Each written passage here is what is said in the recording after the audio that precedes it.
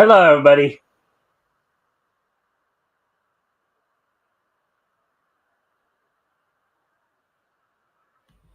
All right, sorry I'm a little late. Kind of got behind, which is one of those days where things just weren't, things weren't as kosher. Um, but I'm just waiting to see if Tim shows up. I had to message him, let him know that I was running a little behind here. So.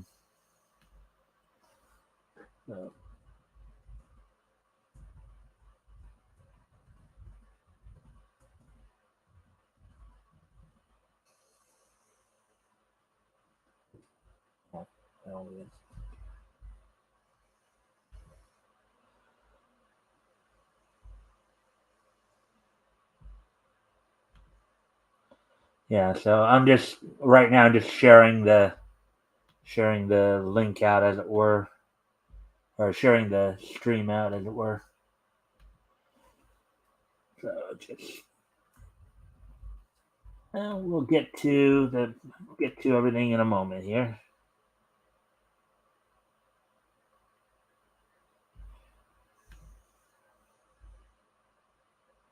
Looks like we do have some people here. As I said, I'm just running a little behind. I'm sorry if everything kind of seems slow to start, guys, but we will be starting shortly here as soon as I just get some stuff here out of the way. Just get the link shared at least for those to come in and view. Of course, tonight what we're gonna do once Tim comes in and stuff like that, we're going to be going over comics that went on sale in January 1940 from Centaur, covering such features as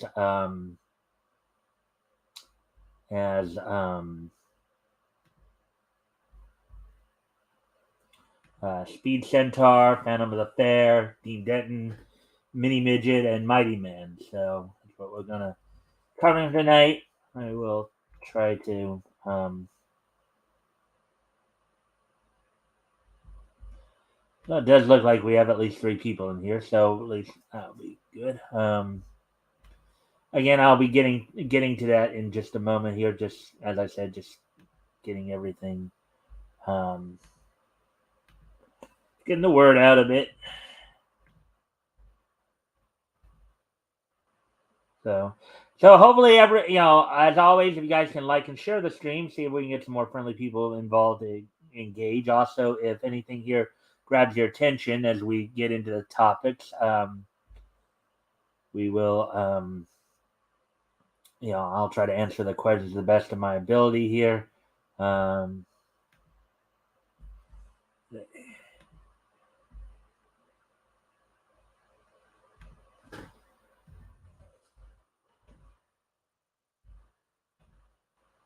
We're just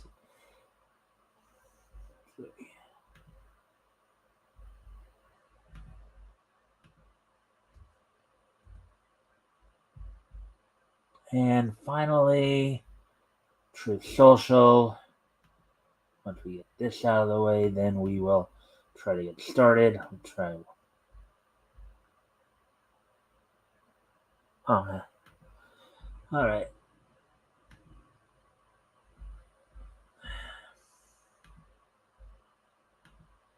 Hey, Tim. Sorry about that. I forgot. I totally forgot.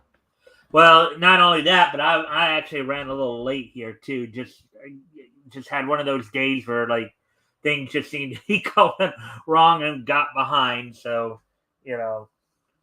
But how you doing today? Oh, I've been very busy. Well, with your book or just other stuff? Just everything. Book, life, everything. I recently got I guess promoted, so my paycheck is substantially bigger. Okay. At least that's the positive. Of course, the negative probably means that you probably have more responsibilities at work then, right? Yeah, but it's not like it's not it's something I'm experienced in. I mean, I've done janitorial, so. Oh, okay. All right. Well, touch it. Yo, my hey Tatsu, how you doing? Long time no see, man. I haven't seen you on here in a while. Um, but we're going to get into the material in a moment here. Oops, why did I do that? Wrong click. Okay. Anyways, all right. So Tim, before we get started, did you want to I don't know, promote anything? Promote anything you're doing? Maybe share any links? Floor is yours for a moment, and then we'll get into the material. No, continue talking. I'm actually doing something right now, but I'm listening, so don't worry. Okay. Well, just to remind you and everybody else who may have just came in, um, we are, of course, going to go over books that went on sale in January 1940 from Centaur Publications. We're going to go over some material from Amazing Mystery Funnies, Volume 1, Issue 18, Keen Detective Funnies, Volume 1, Issue 19, and Amazing Man, Volume 1, Issue 10. The features we're going to be looking at tonight will be Speed Centaur, Down on the Fair, Dean Denton, Mini Midget, and Mighty Man. So hopefully you guys will enjoy that. Of course, I'll be doing the reading. Tim will be here for commentary. As always, feel free, Tim and everybody, anything grabs your attention, feel free to comment and or ask questions, and we will try to answer the questions to the best of our ability. Hey there, JR. Hail Xenu and Xena. Hail Mike, Tim, and Tatsu. Hey, JR. Welcome to the chat there. So, anyways, without any further ado here, why don't we go ahead and let me pull up the material here. All right, so we're going to get into the first set of stories here. I'm going to start off with Speed Centaur from Amazing Mystery Funnies, Volume 1, Issue 18. I'm going to start off, of course, with Speed Centaur. And look at that, Speed Centaur battling a horse there. A half-man, half-horse going against a full horse. Look at that. Kind of in quite a headlock there, too. All right, Speed Centaur by Malcolm Kildale. U.S. refuses to sell horses to nations at war. Torrential rains are bogging down the mechanized armies of warring. Okay, so real.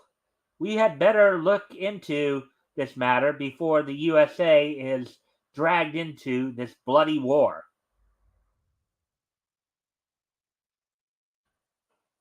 I figured you would say that, Speed.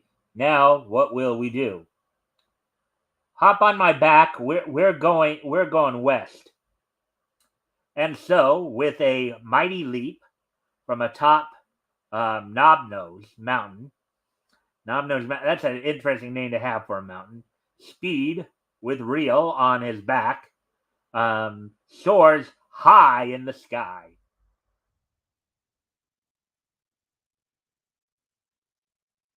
After a few hours travel at a tremendous rate, Speed and Real find themselves high over Wild Horse area.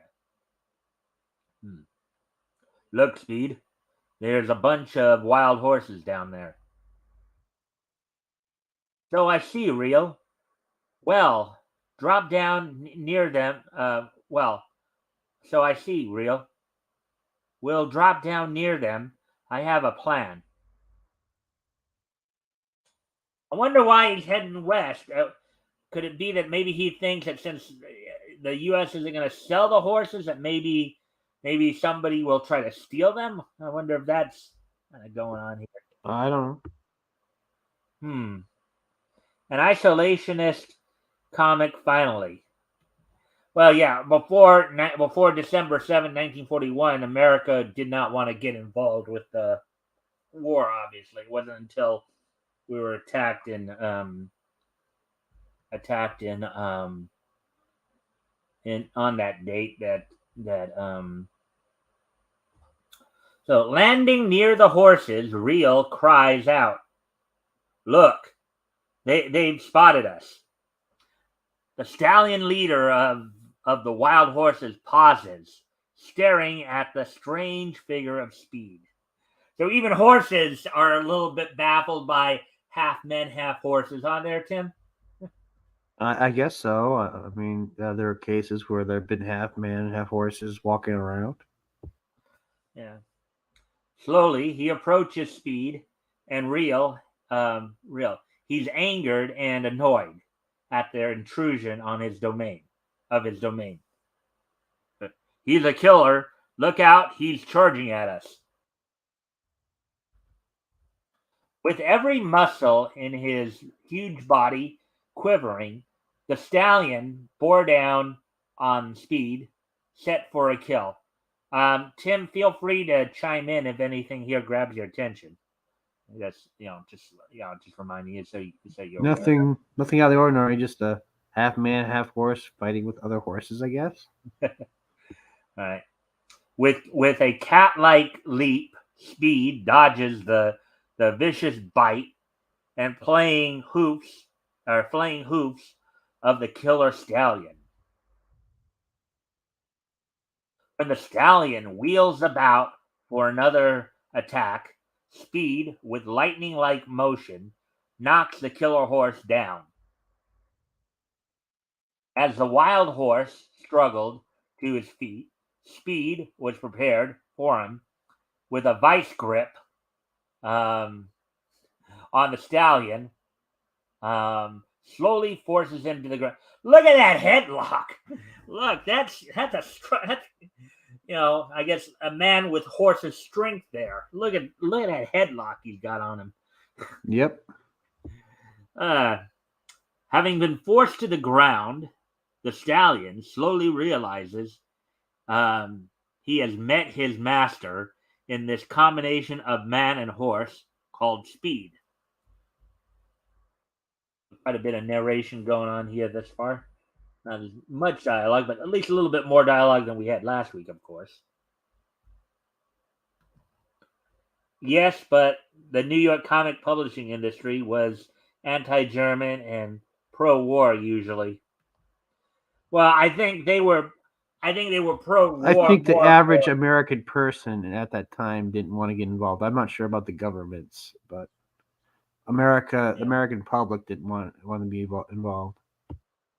Right, and I think a big part of that, and I know RJ Carter and I talked about this quite a bit before, where at the time, many of the people in the comic book industry were of Jewish descent. So the idea of Adolf Hitler to them was basically like he was somebody who needed to be stopped. He was like the great arch villain of the Jewish people in the obviously in the 30s and 40s, and he was an evil that needed to be dealt with. And so they would try through their writing to try to convince people that why they should get involved in the war, even though most, as Tim, you said, the average American citizen did not want to get involved. It's kind of like that idea of, well, it's not affecting me, so why should I care? It's kind of like not my fight, not my problem. Right. Ironically, that's kind of the growing sentiment right now. Is there's, except for people on the left. Yeah. But then again, I don't think they really believe in what they actually believe in. Yeah. Yeah, they just. I think it's more with the current day. I think it's more like it just seems to them, for whatever strange reason, it seems cool to just be anti whatever, anti traditionalism, anti American. It just seems to be cool. But yeah. So, anyways, getting back to this story here. The stallion slowly rose to his feet and stood trembling. Gee, Speed, This bunch of horses, including the stallions, seem ready to follow you. They act as though you're their leader. Now, Tim, before I read the next part, because I have a feeling Speed's going to explain that, and we probably do see that there. But why do you think that is? About what? I'm sorry, I missed something. Why? Okay, why do you think that now, after defeating the leader or the lead stallion, why do you think the horses are ready to follow him as if he's their leader now? I don't know. Are there like I don't know how horses behave, so I'm not sure how that's actually was Well, actual. animals in general tend to be you know Not all. habits of packs, right? No, So no, not at all. I mean, maybe wolves, and I think I think certain animals act differently from each other. I know that. I don't think it's entirely that way with every single species. yeah, but I think here what they seem to be indicating here is that basically now that they've seen somebody defeat their leader, now they want to now they feel that, oh, this guy's our new leader. It's like it's as if somebody it's basically like when somebody younger tries to take on an older member of the community to try to take over leadership, right? It's that kind of thing. It seems like might be going on here. But let's see what Speed has to say here on the matter. Okay, I'm actually looking up horse behavior. Yeah. Sure, that's the code among wild horses. Whoever defeats their leader takes the leadership, and that's what I had planned on. Now here's what I'd like you to do, and I sure hope it works. It does. If it does, we stand a chance of trapping the foreign agents that are doing the rustling. So I guess there was some rustling going on there. Maybe I missed that. There, let's see. Go back up to the horses disappear out west. Okay, yeah. So there must have been some rustling going on. I didn't read that part of the newspaper, so that's probably why. Um, so yeah, so basically it's kind of like what I said there. That at least that seems to be what they're indicating in the comic here. Um, next day, Real enters the little western cow town named Pinto. Real gets himself a western outfit and starts out on his end of the plan to capture the rustlers. It looks like he's going undercover to try to ferret out information there. Real enters the lead quarter dance hall, and Can I interrupt you for a second there? Go ahead. I think this is important to interject when writers of that era are bullshitting and when they're not. Newer research shows there is no pecking order in horse herds. Free ranging wild horses are mostly communicating via positive reinforcement and less via punishment. And this is according to study, I guess. Well, you said newer research though. Yeah. So that may that depending upon when that newer research happened, it could mean that maybe at the time this comic was made, it was basically believed that horses behaved like other animals, and that basically the whole idea of leadership and all that. Well, it also is believed there's a dinosaur called the Brontosaurus, and that turned out to be a horse bucky too. I'm just saying that a lot of times, a lot of these writers don't think. Well, they're selling to kids, so they just kind of sometimes make stuff up. Yeah. So Jr. was saying here, some animals are pack animals, some aren't. Exactly. Horses are. So according to Jr. but then based on what you just said, right? It's not like that would seem to contradict that. Well, I just don't understand the people seem to think that every creature on God's green earth follows a wolf-like societal structure, and that just seems kind of stupid. I don't know if that's an internet thing, but who knows? Well, no, because this comic was made long before the internet. That was Yeah, I'm probably. talking about people on the internet, though. I mean, Hmm. you know. Hmm.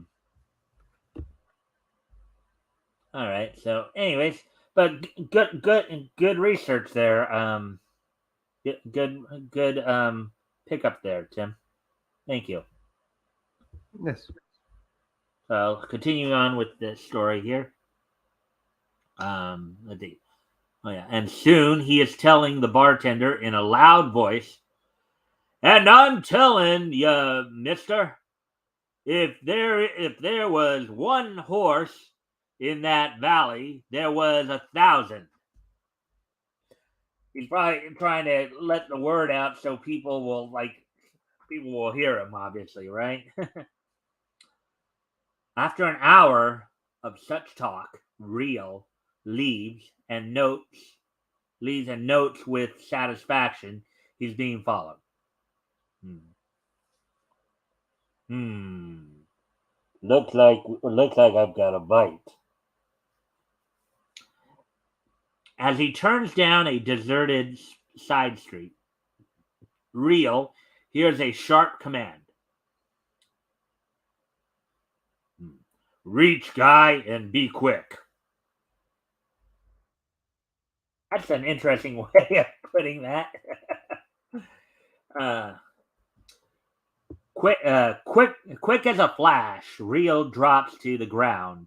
Drawing his gun, he fires as he falls. Rio shot blasts the gun out of the cowboy's hand. Hmm. All right, fella. What's the idea? Start talking and fast. Hmm. Well, my boss would pay much to know about those horses. Hmm. Take me to your boss. I'll tell him. Okay. Real and the cowboy ride out of town and head for the rustler's hideout. At the hideout, Real meets the leader, who is a foreign agent, and asks, hmm, how how much will you pay me if I tell you where you can find all those horses? You will be paid plenty if we get the horses. If we don't, you get shot, my friend.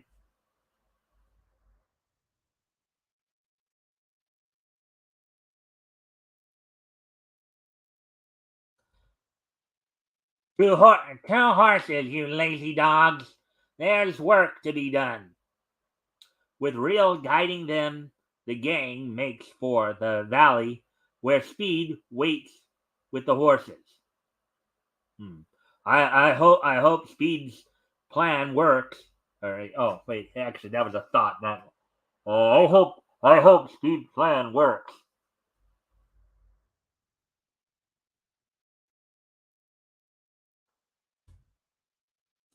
Meanwhile, Speed fights hard in the valley, gathering all the wild horses under his leadership. Speed releases the stallion. You're okay, old boy. Go join your band. With uncanny instinct, the wild horses seem to understand Speed. Hmm. Hmm. I'll have to split forces. Real should be coming soon. With one group of horses in the valley as bait, Speed waits for the appearance of the rustlers. That looks like dust clouds. Meanwhile, the rustlers enter the head of the valley. There they are, man! Round them up! The rustlers charge down on the horses in the valley. A shrill whistle echoes through the valley, and from across the valley, charges a band of wild horses bearing down on the rustlers. Well, they wanted horses, didn't they? Didn't they, Tim? Yeah, they did. Now apparently they're getting them. Don't run from the stampede, you fools! Shoot the leading horses. That will stop them. The rustlers fire volley after volley of shots into the charging horses, but relentlessly, these horses bore down on them. The rustlers retreat before the crushing horses. Well, we'll have to run for it. Come on, there's something crazy about this. Once more a whistle is heard, and a large band of horses charge down on the rustlers. This band is led by Speed. A group of wild horses led by Speed cut off the retreat of the rustlers. In the face of blistering fire, the heroic horses fought the men who sought to make them captives. "Ark! We're hemmed in. Every man for himself. Shoot your way out." The rustlers, firing as they go, try to run through the ring of horses. Gut, the horses fought fiercely, knocking the rustlers out of their saddles. Seeing they had little chance of getting through the foreign agent and some of his men dropped behind huge boulders. "Fire away! This place is just like a fort. They can't get at us."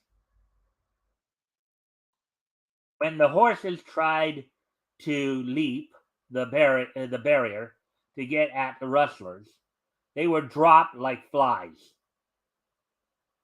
Meanwhile, Speed, who is dishing out killer-like blows to the remaining rustlers, hears the gunfire from behind the boulders. With a mighty leap over the wild horses, Speed drops on the rustlers. The rustlers are terrified, but knowing they will be trampled if they leave the boulders, they remain to fight. One rustler takes deliberate aim at Speed. But before he could fire, he slumps to the ground dead. For a little way off, atop another boulder, perched Reel. Meanwhile, Speed's pile driver blows take their terrific toll. Bullets whizzed by him, but with courage unsurpassed, Speed sailed into the rustlers, sending them crashing to the ground with devastating blows. What do you think of the narration here, Tim? They're explaining the rule should be, and I guess they hadn't gotten there yet. You show, you don't tell, and they're telling us what they should be just showing. You basically think there's maybe too much narration here? Yes, that's but I don't this is still the early days, and they still haven't gotten it right yet. Yeah. You wanna read? Oh, this is me just reiterating from earlier conversation. I was telling yes. However, they don't act like a wolf pack. I mean, that would be silly to think that all packs of animals act the same accordingly to Yeah. Well, I don't think they act exactly. I think in terms of I think at least what was believed back in this point,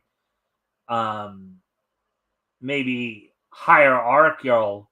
They believe that all animals had a hierarchical system as packs. That's probably what was the main point here.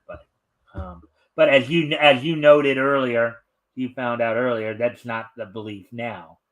No. So as Speed sent the last rustler to the ground, the foreign agent, who had been hiding in the boulders, aims his gun point blank at Speed, but there is only a click as he pulls the trigger, for the gun is empty. That's got to be something. You get so involved in what you're doing that you don't realize your gun, you emptied your gun already. Yeah.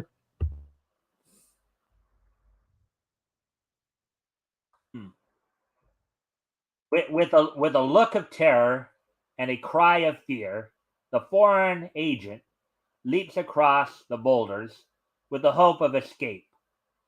But the horses see him running and overtake him, trampling him to a pulp. Later, well, Speed, that's the last of the rustlers. Yeah, I guess that was the first time rustlers were rounded up by horses instead of the other way about. So they used about here instead of around. Anyways, all right. So what did you think of that? What did you think of Speed Centaur right there, Tim, overall? For your overall, Meh. It didn't really interest me. It was like, I don't know. I just didn't find it that interesting. a little too maybe stock for you, for pretty much. Yeah, cornball. Uh, Yeah. Cornball. Well, why would you say cornball? Well, I mean, most of these books are cornball. They're just cheesy. Okay. I mean, I'm of a modern audience, and I look at these as like But goofy. but remember, this was for back then too. You Yeah, know, I'm not from back then, yeah. so I don't know. It just kind of hits me different. All right. Well, as soon as I get down to the other story from this book, all right. Now, fantastic fiction. Who started it? Oh yeah, this is a feature that they had in a number of books. Meet the pioneer writers of this increasingly popular type of story. So, fantastic. So I think this is kind of the mystery type, though. Edgar Allan Poe, 1809 to 1849, Sir Arthur Conan Doyle, 1859 to 1930, Jules Verne, 1828 to 1905. So, yeah, they had that in one of the other books you read last week too. A little thing right there. So, let's see. I'm just trying to get down to Phantom of the Fair. It's the last story in the book, so that's why it's. Oh, there we go.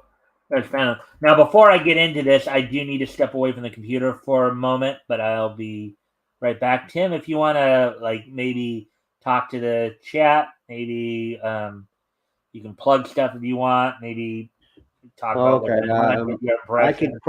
I could probably just talk about what I'm working on. I have nothing to plug at the moment, so. All right. Well, why don't you do that? I got to step away from the computer for a moment. I'll be right back.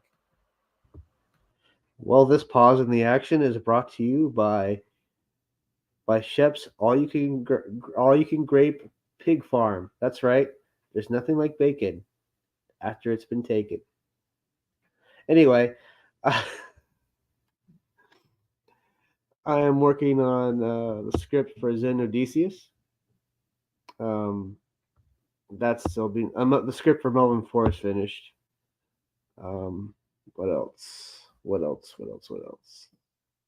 Oh, still waiting on the last page for the Zarka Ashcan. Pretty much that's all about it. It's not the thing that's really changed yet. So,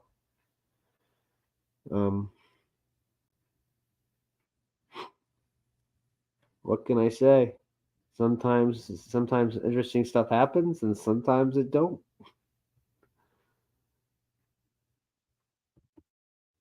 Sometimes you feel like a nut. Sometimes you don't.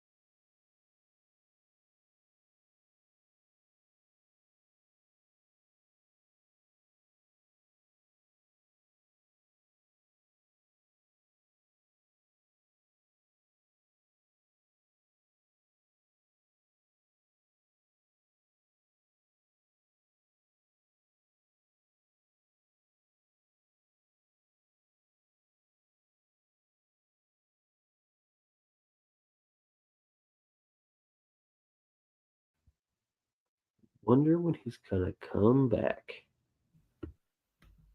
I'm back now. Oh, he's alive. Good. Yeah.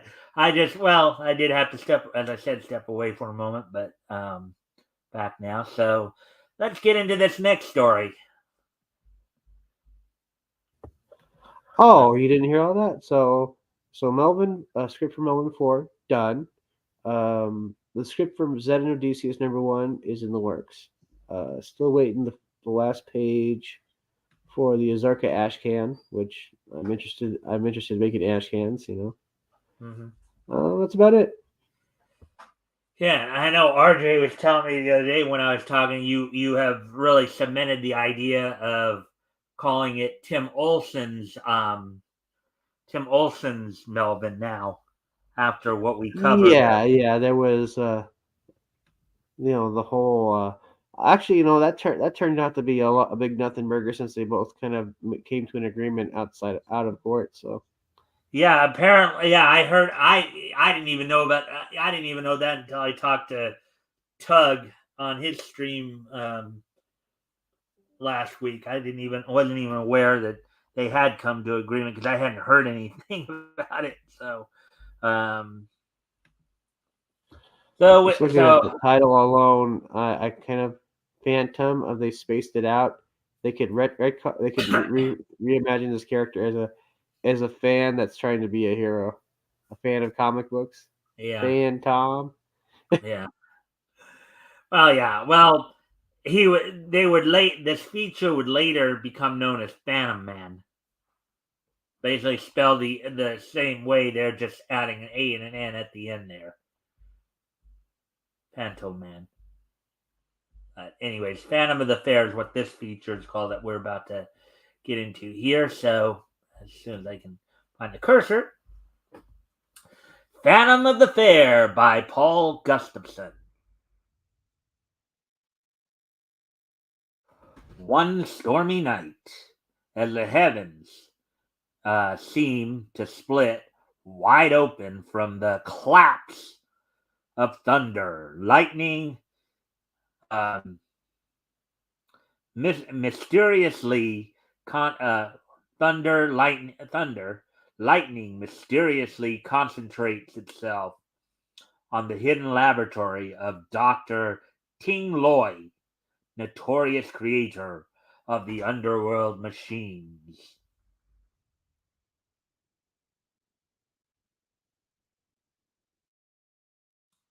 And the deafening crackling of lightning and thunder, Dr. Loy's bellowing voice can be heard as he babbles on to himself. My masterpiece! It's working! It's working! Mold as I command! Take form! As Dr. Loy shouts on, the heavy mist takes shape, forming a weird, hideous creature. Mouth, neck, shoulders take form. Finally, Dr. Loy's masterpiece is finished. A hideous, a hideous, inanimate, and inhuman form, ready to serve the notorious criminal at his slightest command. You'll rule the world for me. People will bow at my feet like dogs. I'll create a crime syndicate so great that my previous creations will seem like trash. But I need assistance in disposing of the profits I acquire. Ah, my beloved colleague, Morris Green, has been quite a success as a disposer of lost articles. Operator, get me New York. Several days later, a fast car drives toward the laboratory of Dr. Loy. A surprise for me. That guy wouldn't surprising me um meant anything as long as I make money out of it. What do I care? Nice creepy place he has here.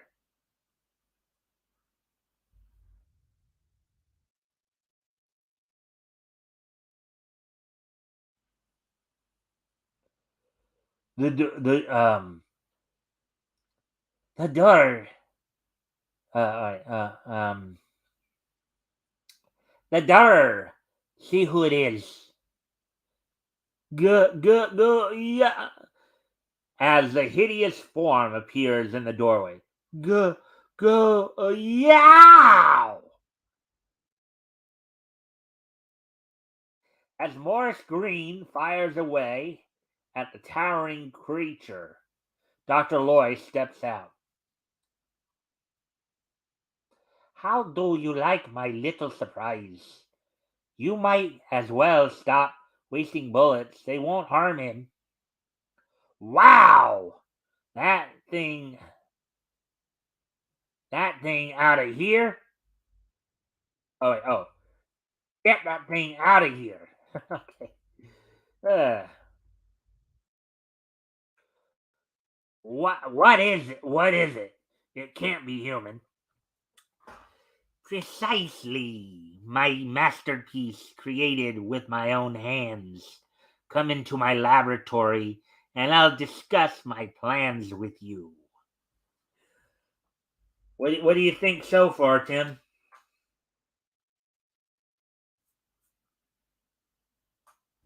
Kind of reminds me of like what a decade later would be Tales from the Crypt, sort of. Some of the arts, the style of artwork, anyway. Hmm. All right. I made this creature and I can make thousands more.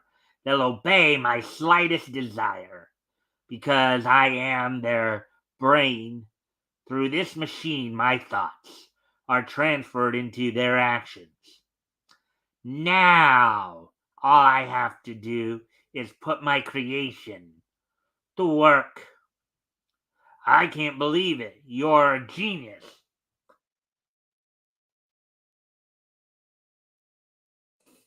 Trucks loaded with tons of chemicals stream secretly to Dr. Loy's laboratory. Simultaneously, telephone wires buzz day and night, and Morris Green prepares his end of the the the masterful crime syndicate. Several weeks pass, and one day a stream of the hideous creatures created by Dr. Loy leave his laboratory to go into the world with but one thought in mind: crime.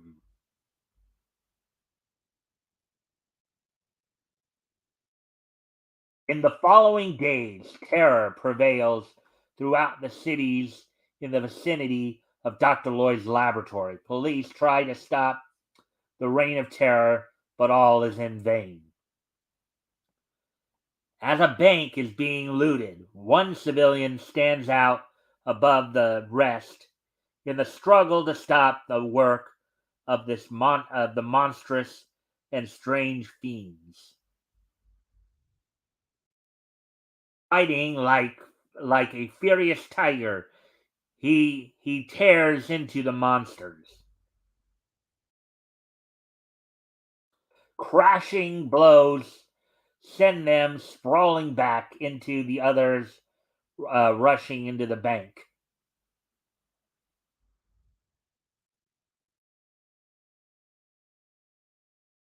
Right. With odds at almost 100 to 1, he is soon overcome by the onrushing beast. Suddenly, the piled up of Dr. Lloyd's monsters seems to burst wide open, and he again seems to have gained the upper hand. His clothes are almost entirely torn off, revealing a familiar person. A familiar person. It's the Phantom. Yeah, I guess much like the last story, this one looks a little like there's too much narration here. Would you agree there, Tim?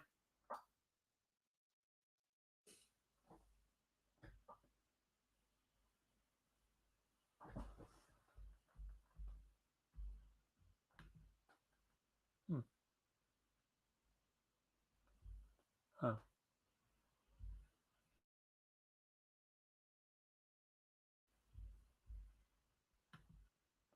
Cool. Let's see. I just thought of myself I just bought myself a 3D printer for Christmas. I just hooked it up and I'm making a Warhammer ruined cathedral as a project. And Tim says, "Cool." Mike just said, "Doctor, whoever drives towards a lavatory." Tee. Oh boy. You mean like a bathroom? I actually was trying to say laboratory, but I guess sometimes that happens. Guessing Tim must have stepped away because I did ask him something about his impressions here, but I haven't heard back from him there. So,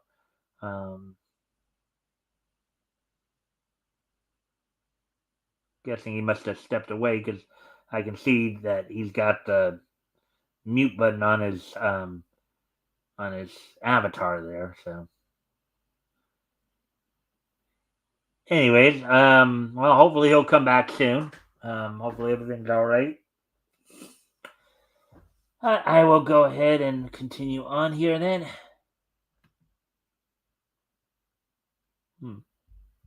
In the prevailing struggle, one of the inhuman fiends is hurled into a nearby water bubbler by the Phantom, tearing it loose from the wall.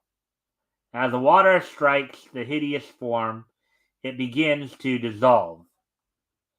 So as with a lot of hideous monsters, apparently water will hurt them, apparently.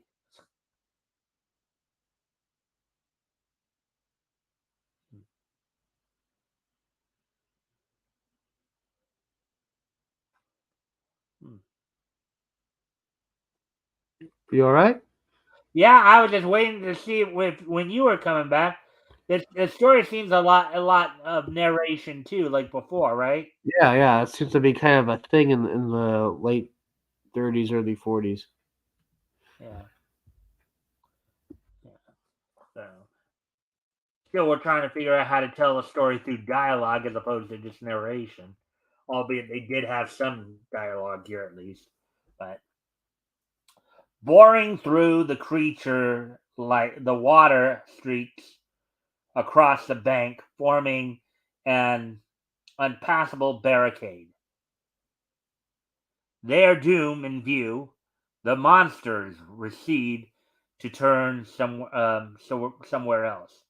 So I don't know if you heard my previous comment about the idea that apparently, like a lot of monsters of this time period, apparently water makes them dissolve.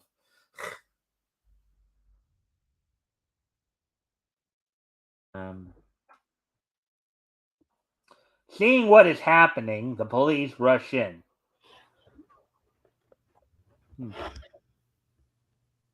Who are you? What's this all about? You'll soon know.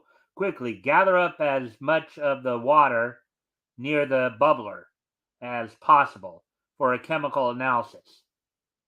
That's enough. I hope you know what you're doing. Come on, there's a squad car outside, and we'll have you at the police laboratories in 2 shakes. While the battle against the monsters continues in the streets, chemists work decomposing the water brought in by the Phantom. Test 5 and 9 positive, phosphorus and manganese. Test 4's ready. That just about completes the list. Here you are, 14 elements tested positive out of the 96 tests we made. Soon now, I want a list of everyone who bought large quantities of these chemicals in the last 6 months. So this is a case where the hero is working with the police here, huh? There, Tim?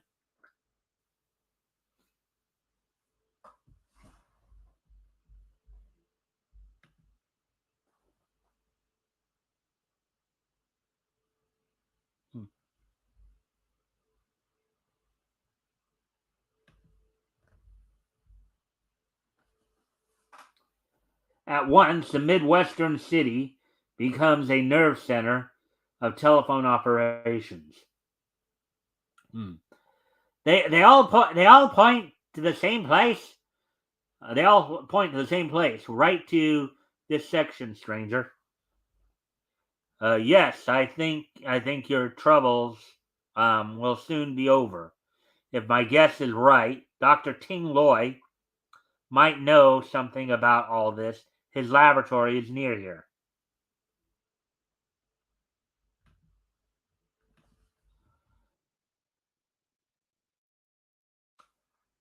You seem to know so much about all this.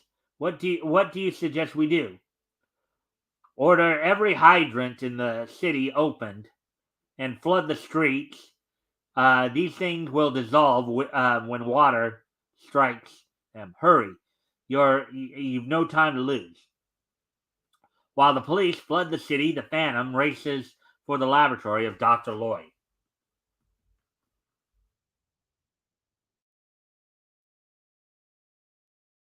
My guess was right. Dr. Loy is behind all this. There's one of those creatures guarding his front door. A moment later, the Phantom drops down on the weird creature. Powerful arms grasp the hideous form and hurl it over the cliff into the river far below. Kind of a judo throw he's doing there. You see that, Tim? Yeah. That judo throw he's utilizing. So did he shrink down or something? Huh? So did he shrink down or something? I don't know. Or did they just draw the guy he's throwing really big? The guy I think the guy he's throwing is just really big.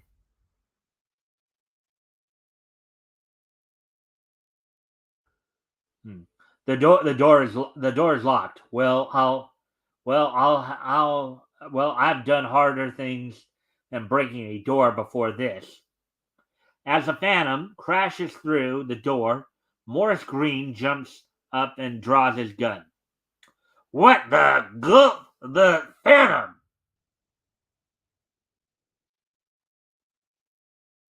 Sorry to disappoint you, bud.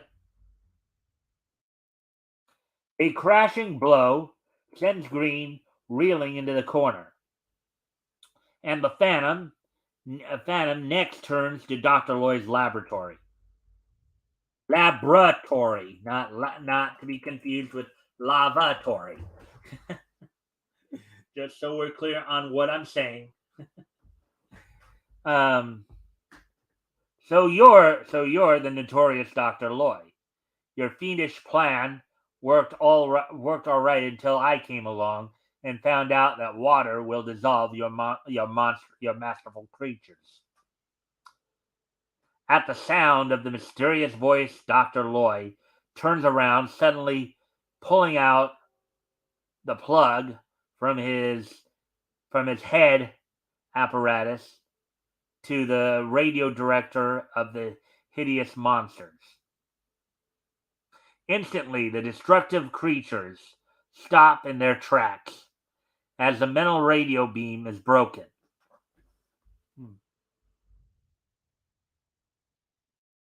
Again, the mindless zombies, right?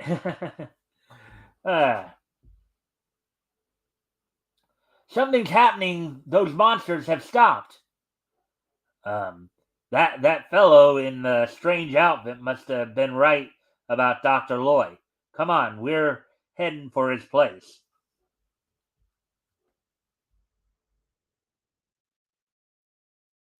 Meanwhile, in Dr. Lloyd's laboratory, you're through with your creations of crime forever this time. We'll see about that. A sudden shift in position, and the Phantom hurls Dr. Lloyd over his shoulder. Another judo throw there.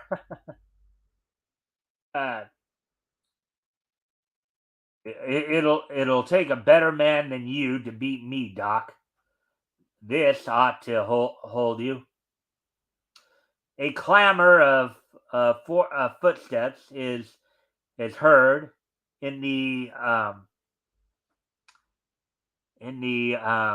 adjoining room. The police, I guess. I won't be needed any longer.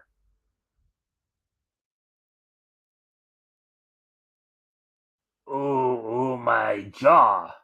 That Phantom hits like a ton of bricks. The who?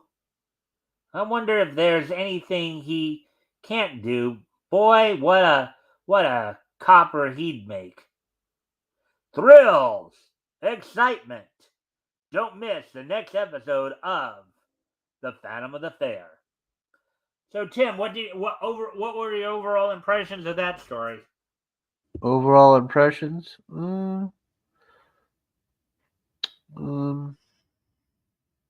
It's all right. All right, so basically just the same old to you. I mean, the artwork kind of. Although I will say this, the artwork kind of reminds me of what will eventually be, the kind of artwork you'd see in Tales from the Crypt. Yeah, well, with a name like Phantom of the Fair, there's got to be some kind of little mystery aspect to it too. I hope my opinion doesn't disappoint you. No, I mean, I want to hear your even I mean that the whole point here is to start conversations, to look back on this stuff, give our commentary, and then to start conversations. See where these conversations might end up taking us, and at the end of the day. So let's see now. So yeah, we're just coming up on an hour now. So let's see. So now let's head over to Keen Detective Comics, Detective Funnies rather, for our next feature.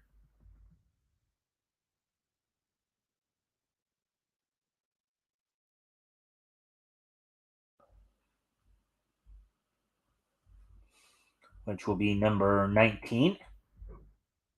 We're going to head over to look at the scientective, Dean Denton. Yeah, this copy was a little scanned. I think they cut off a portion of the Mass Marvel story for some reason, but that's I decided not to do that one. Okay. Well, hold on a sec, Tim. Right. Hold on, Jen. I'll be right back.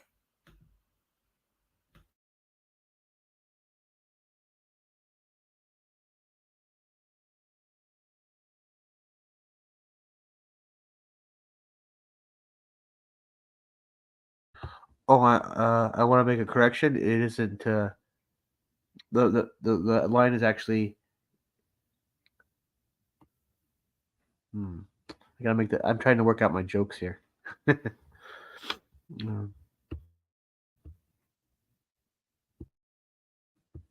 Small audience, so I don't think anybody's really watching.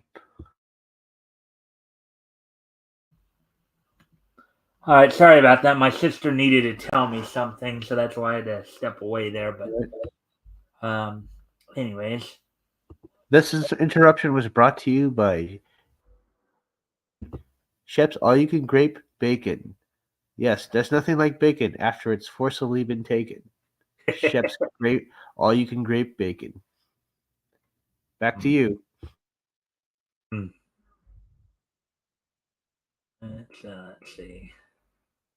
Yeah, and some of the comics were still using the red and white artwork too here. No, that looks interesting because it's like they're it looks that those pages look really red. It almost looks like blood or something. Yeah. Well, the funny thing is, there were like a few years prior, because we're up to January 1940 now, but there were early on in like 33, 34, 35, 36, there were a number of comics that would have that as well.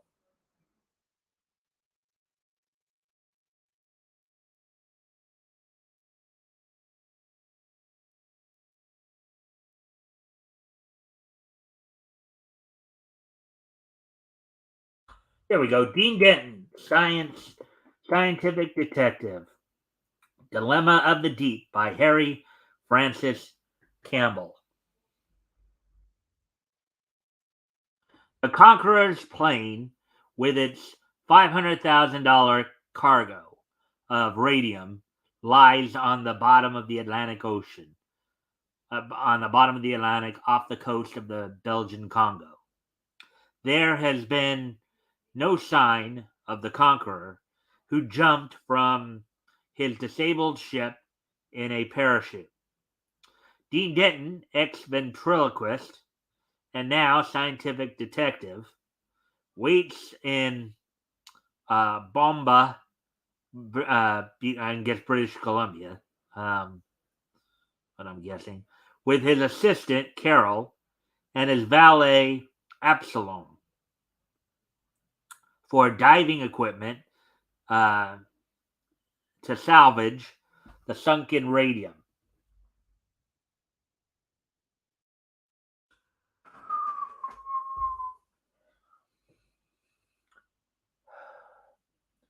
Dean, I'm getting awful sick of Bomba. Me too, Mr. Me too, Mr. Dean. So am I, Carol. As soon as that diving equipment gets here, we'll get the sunken radium and scram. I hope so. Oh man. And I have to kind of mention this, and Tim, I don't know if you want to comment on this as well. Mind you, the times certain characterizations were considered acceptable to this time period that are now not considered acceptable. No, really? Mind you, this show, we look back on this from a historical, educational standpoint. Um, while the stereotype is shown here, um, we do not condone this thought process, but we are just acting upon it to reflect the times of the period. Um, so there's a disclaimer. So, well, Carol, there's the ship with my diving gear. Dean, look, the Conqueror. Red bat rogues allows the next day at Bomba's waterfront.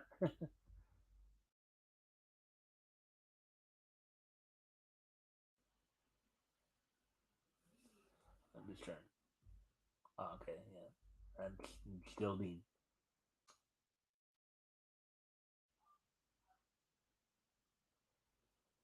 A bozo in a trick red robe just came in here. Where'd he go? I don't know, mate. But say, I know that bird. Picked him up at sea. A queerum.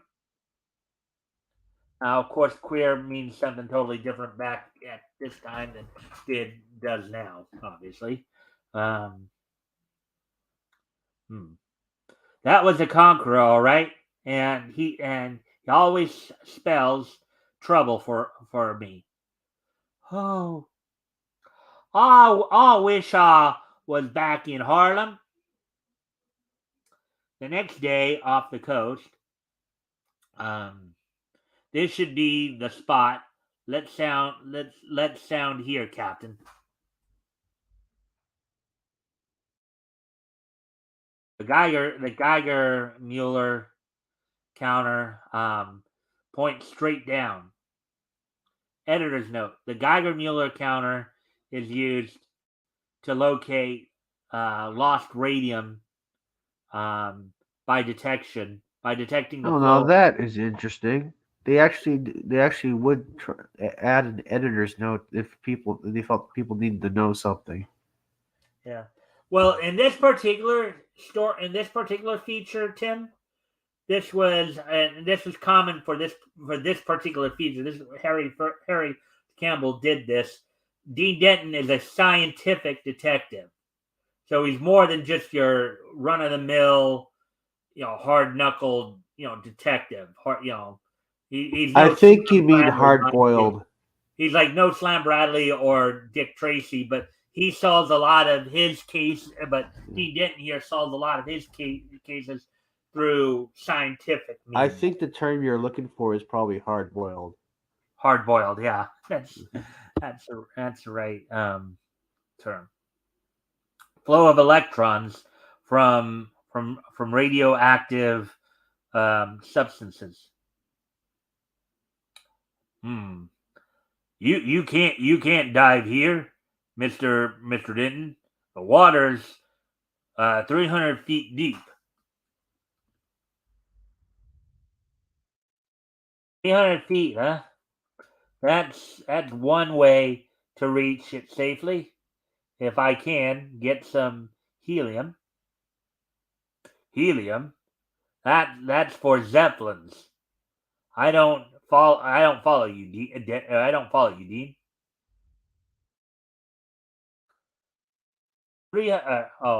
500 feet. Oh, 500 feet. It can't. 500 feet. It can't be done. You die of bends diving that distance. Yes. Well, I'll do it myself with helium. Editor's note: bends, the bane of divers, is caused by nitrogen forced into the blood by the pressure.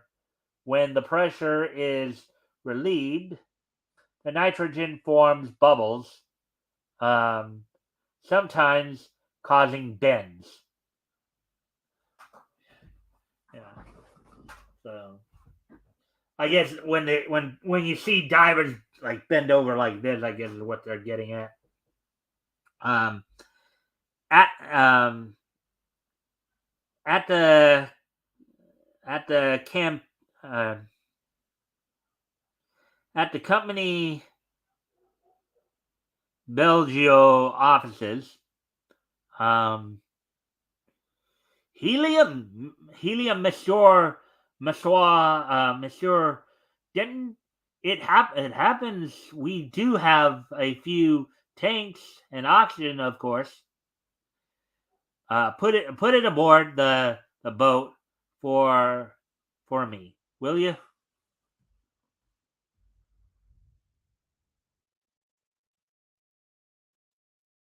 Meanwhile, on the beach, a few miles from Bomba, the Conqueror and his men. Oh, actually, I guess I should have started on the other side there.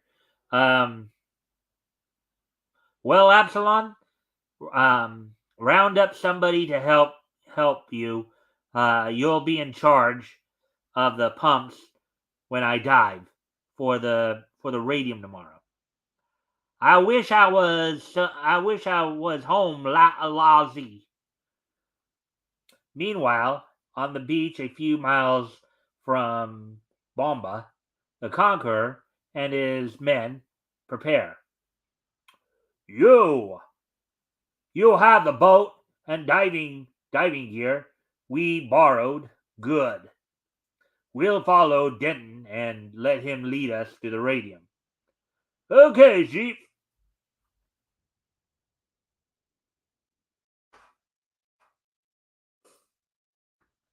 And the next morning, Dean sails.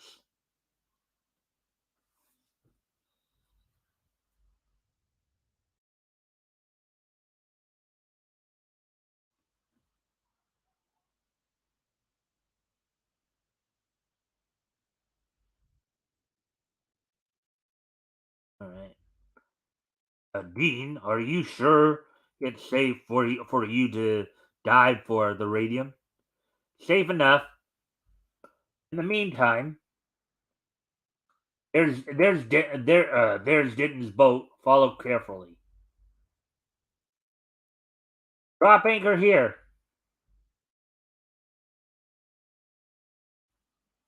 Hmm. This pump, um, let's see. This pump crew's not so hot. If anything goes sour, I can cut these weights loose and float up. Huh? Oh, wait, oh. I'll attach the radium to the line. Hoist it up first. Be careful.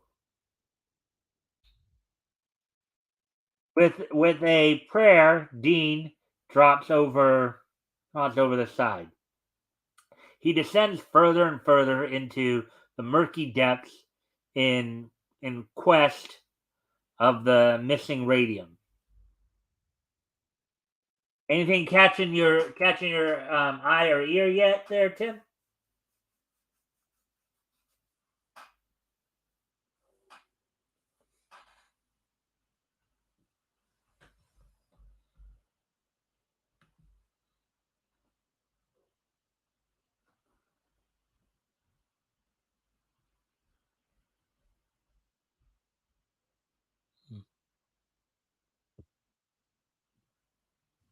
Sorry, I looked away for a second. But Anything catching your eye or ear yet in terms of all this?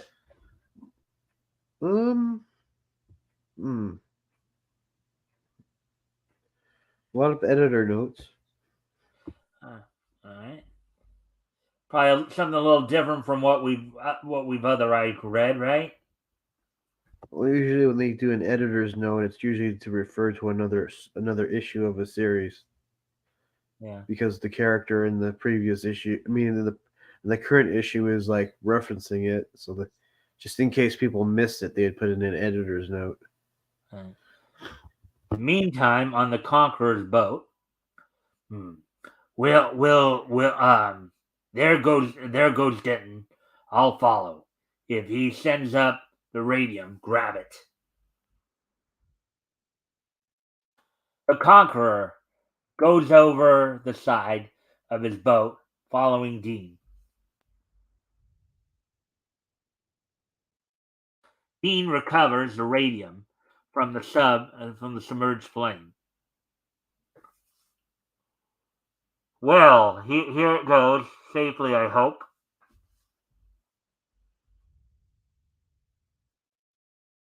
The Conqueror alights beside Dean. 500 feet below the surface, the Conqueror, finding the radium gone, attacks Dean. A blow floors the Conqueror. Yeah, I don't know if that's the best place to have a fight deep underwater like that, considering that you end up getting the bends from the change in pressure, and then you're like trying to knock each other out. And what if the helmet comes off too? Enraged, the Conqueror draws a knife and slashes Dean's air hose. To save the air, Dean doubles the hose, and cuts loose the weight on his diving suit and shoots to the surface. So maybe the helium, he was using the helium to kind of launch him there, huh? Tim, what do you think of that? What do you think of that theory? Sounds like it. Yeah. In the meantime, the Conqueror's men attack Dean's boat. Thanks for the radium, you beast, Dean.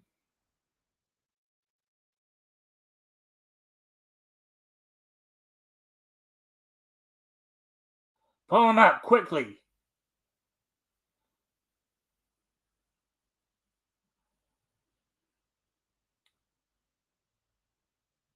Decompression. Oh wait. Divers are decompressed to get the bubbles from their blood. Decompression chamber, hurry. There's another editor's note right there, Tim. 10 minutes later, I'm okay now. That skunk cut my air hose.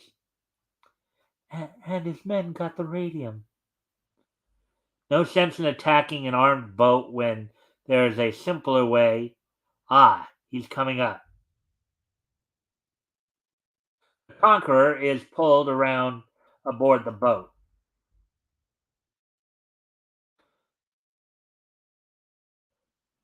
Pressure, Ben's dying. Denton seems all right. Get Denton's help. Helium. And there's the end of that story. So, overall impressions, Tim? Lots of editor notes. Yeah. Well, would you say in this particular case, since it was kind of a scientific detective we were talking about here, did it make it more interesting or less interesting for you? I guess it's kind of interesting. I'm not much in the mysteries or detectives. Yeah, my brother would probably be into this, but he watches a lot of BBC and a lot of mystery shows, and I can't stand it because all they do is talk, and that there's no action or anything in it. It's just talking. All right, so we'll get ready to move on to the next couple of stories here. And that with Mini Midget and Mighty Man will probably be the next two stories from Amazing Comics, Volume 1, Issue 10.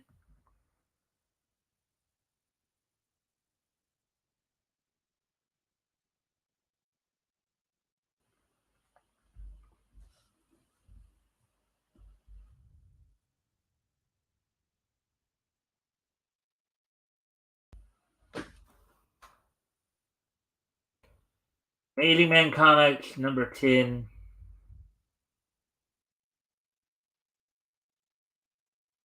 The Amazing Man, Mini Midget, Chuck Hardy, the Shark, Mighty Man, Iron Skull.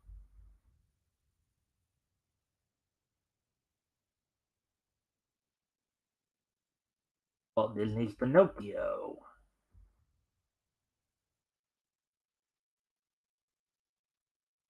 For 1940, it's the Centaur Comic Group. Amazing Man Comics featuring Amon the Amazing Man, the Iron Skull, Mini Midget, and Chuck Hardy. Amazing Mystery Funnies featuring the Phantom of the Fair, Speed Centaur, and Daredevil Barry Finn. Funny Pages featuring the Arrow, Circus and Sue, Diana Dean, the Phantom Rider, and Montoka. Keen Detective Funnies featuring Mass Marvel, Dan Dennis, Spy Hunters, Dean Denton, and other thrillers.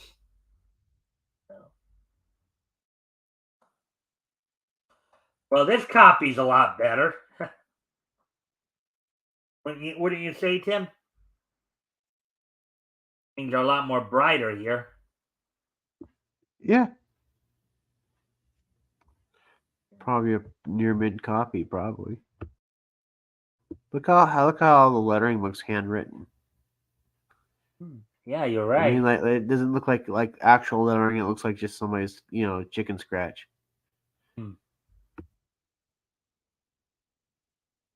Would you say that's a good thing or a bad thing? It makes it look. I don't know. It just looks to me. It looks kind of bad, really.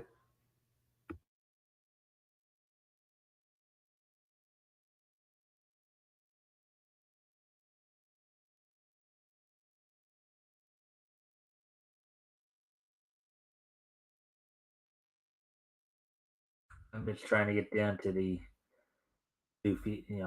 Mini Midget and Mighty Man. Kind of a contrast. Mini Midget, of course, is a very small hero. Mighty Man's a very large hero. An interesting contrast. There we go.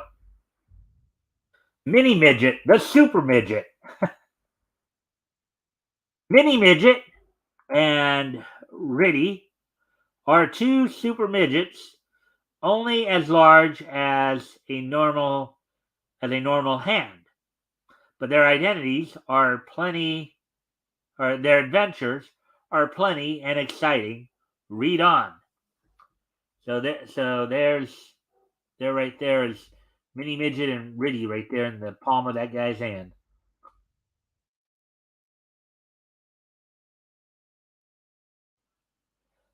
Hello, Riddy. Where are you going? Mini Midget, you know you shouldn't sit on the garden hose. So If the the character's water... name is Mini Midget. Yeah. Well, look at how small he is. Right. So, but he's already small, but he's called Mini Midget. You think it's a little bit of a redundant name, maybe? Yeah. Hey, interesting fact. Did you know that the phrase oxymoron is actually an oxymoron? I wasn't aware of that, but like a lot of people, before I looked it up, I figured oxymoron just meant somebody who was kind of dumb and had zits all over his face. Oxy comes from the word that means sharp, and moron is from the Roman word dull. Okay. Oxymoron meaning something that's two things that are two separate, opposite. two of the opposite things put together. Yeah. Yeah. Okay. Interesting. What do you think? Mini Midget is an oxymoron, or? No, it is. I mean, the word oxy means sharp, and the word moron means dull. No, what I was asking, do you think Mini Midget is an oxymoron? Okay, no, it's not an oxymoron. Actually, I take I was that just back. kind of wondering because you brought up the thing about oxymoron. Yeah, I know. I kind of was thinking. I had to rethink what I was saying. It's like, no. It's like saying, hey, watch out! That rain is water wet. Yeah. Yeah. Mini midget just sounds silly. It also sounds kind of redundant too, Mm. in a way. Um. Anyways, mini midget, you know you shouldn't sit on that garden hose. If the water was turned on, the hose would whip around and kill you. Hmm. I don't know. Is there enough mass there that would really hurt him if that was the case? So with even with him being nobody will turn it on. You didn't tell me where you're going yet. I'm going over to see Mrs. Gnome's new model rocket ship. Well, I'll drive you over.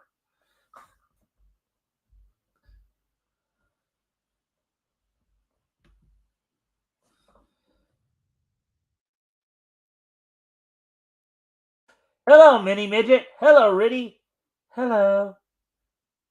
They were hailed from all sides as they drove them. Look at that! They even have their own little mini car there. Look at that, Tim. They have their own little mini car.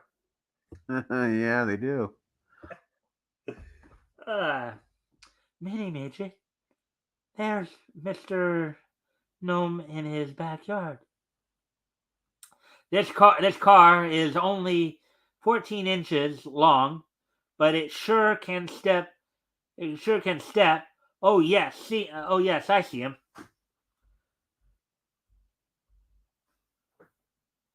They don't use dialogue boxes in this one. Hello, Mr. Gnome. Why, hello there. How are you? Oh, we're fine. Hey, you came just in time. The rocket is all ready to go. It's good for at least 200 miles with the new explosive I invented. It sure is a beauty. Why, we could even ride in it.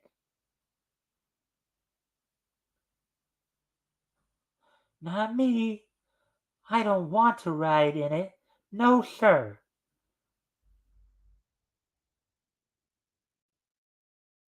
Well, that's the truth. You could ride in it.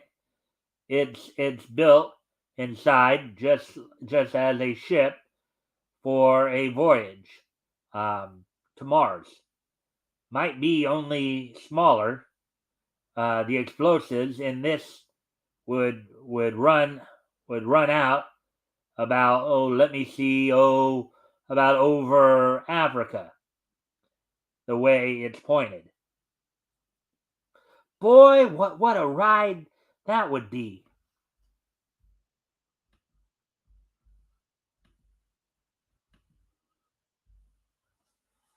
Say, Mr. Gnome, couldn't we go inside it before you let it go? Well, I guess you can, but make sure you don't touch any of the levers. It might start off and you would be taking an unexpected rocket trip to Africa. Be careful. What do you think thus far of the story, Tim?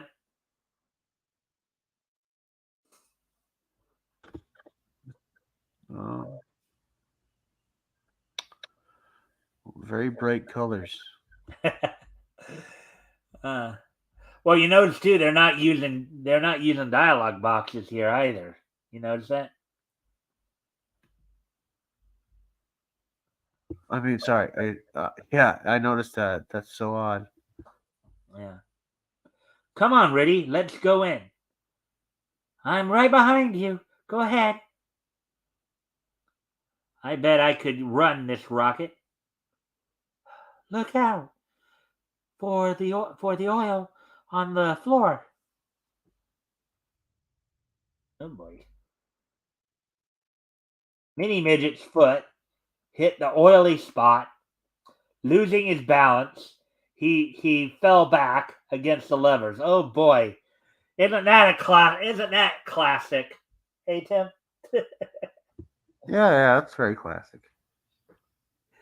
There is a deafening report and a building flash as the ship roared up into the sky.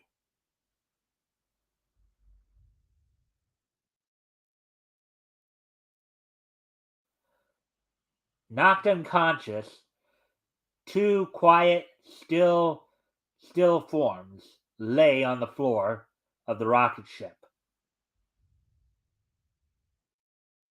Minutes later, Riddy, speak to me.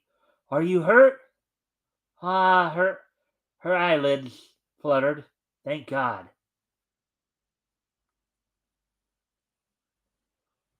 Where am I? What happened? You're on the rocket ship. It started when I fell against the levers. Oh, we'll be killed. We have to do something, Mini Midget.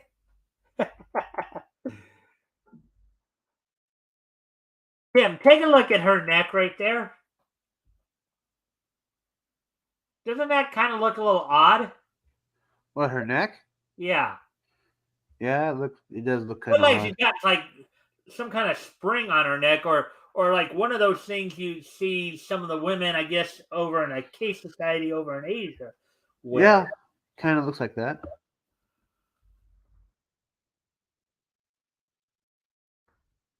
We're out over the ocean already, and the speedometer says 400 miles an hour. But I think I can land it when the ship starts to slow up. What I'm worried about is where are we going to land? Yeah, because I don't think he wants to land on the water because then they'll sink in the ocean, right? Yeah, yeah.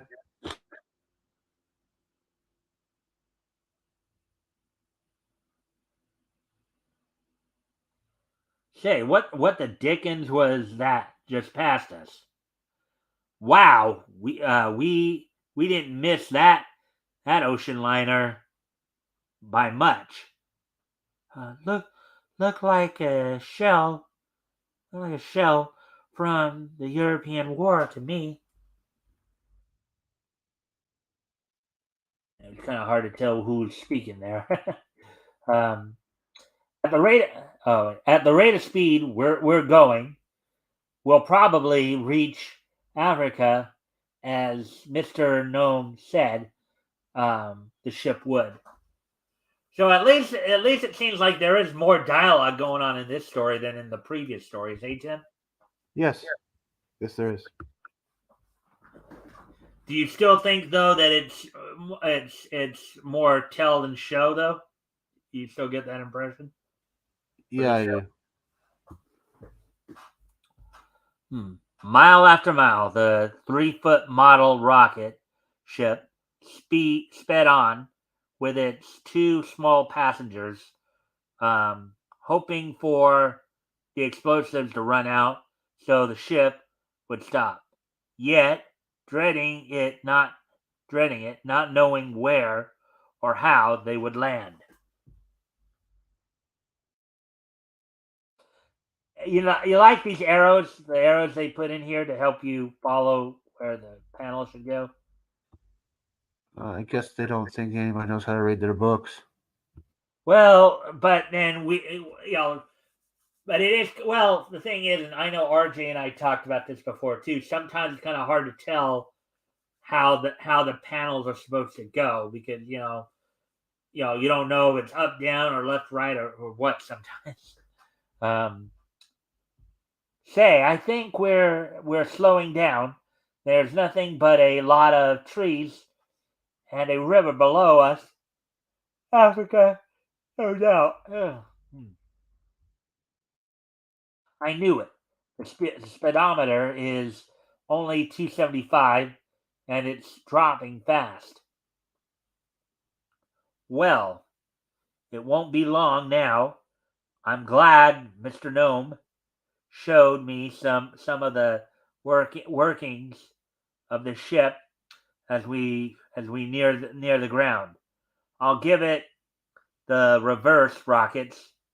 That will slow it down.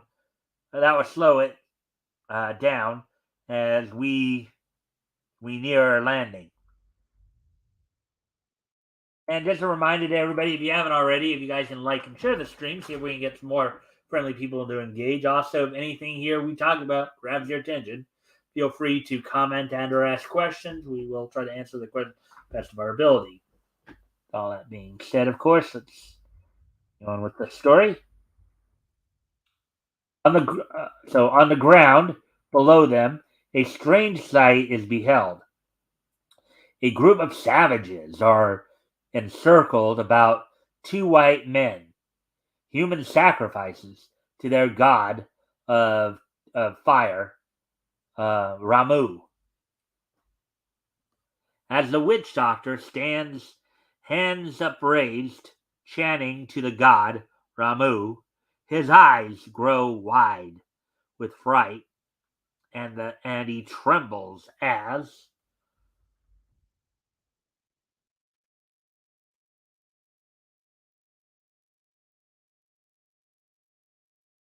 the rocket ship, the rocket ship, reverse rockets, roaring, heads straight for him,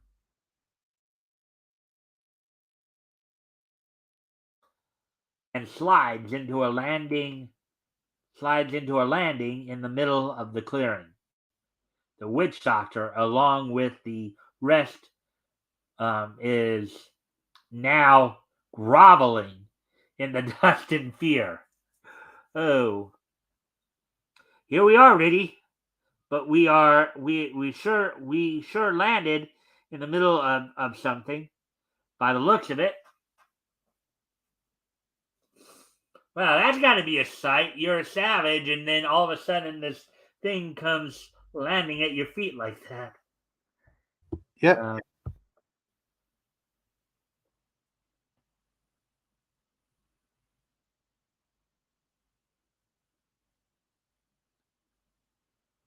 Strike me pink. Do you see what I see, or am I going crazy? Well, I see them too, so I guess you're not going crazy. I guess you're not crazy. Say, I remember. That's Mini Midget and Riddy. I read about them in the papers. But don't ask me what they're doing here in a rocket ship.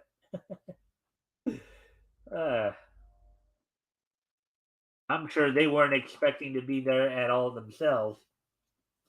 Right, Tim? Probably not. Yeah. When Mini Midget climbed out of the rocket ship, he sized up the situation at a glance.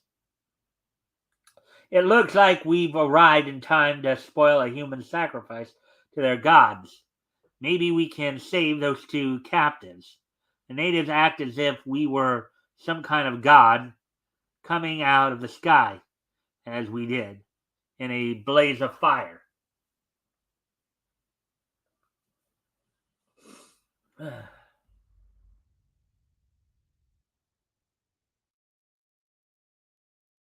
Hey, mister, I think the witch doctor and the rest of them think we're some kind of gods or something.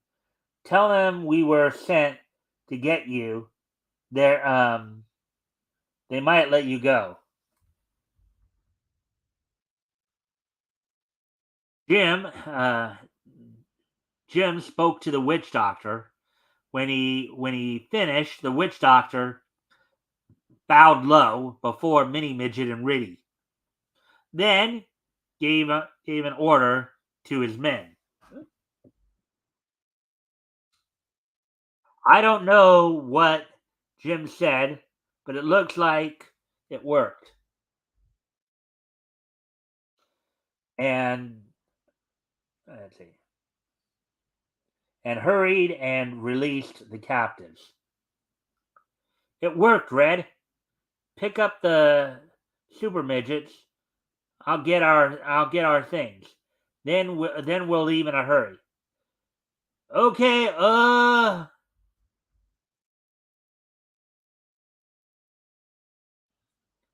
have the midgets. Jim, let's go now. Say, Red.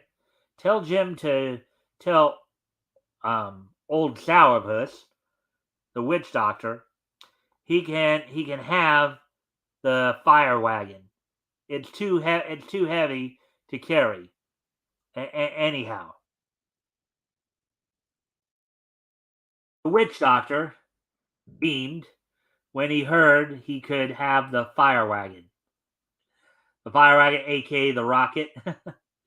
um, it would be set up as an idol to the god Ramu.